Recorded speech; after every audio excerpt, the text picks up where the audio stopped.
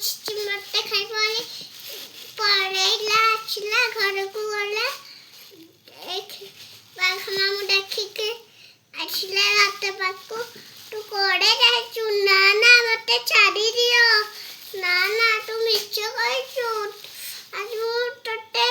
ଖାଇଦେବି ନା ନା ମୁଁ ଛୋଟ କହୁଛି ଛୋଟ କହୁରେ ତୁ ଛୋଟ କହୁଛୁ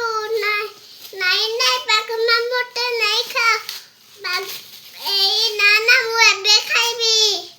ମୁଁ ବଉଲା ମୁଁ ଏଇ ଛୋଟ ଛୋଟ ବଉଲା ଗାଈ ଅଛନ୍ତି ମୁଁ କ୍ଷୀର ବୁଆଇକି ଆସିବି ଆଉ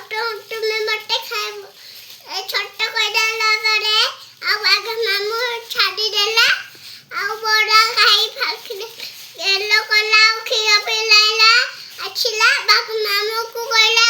ମୋତେ ଖାଇଦିଅ ନା ନା ମୁଁ ଆଜି ତୋତେ ଛାଡ଼ିଦେଲି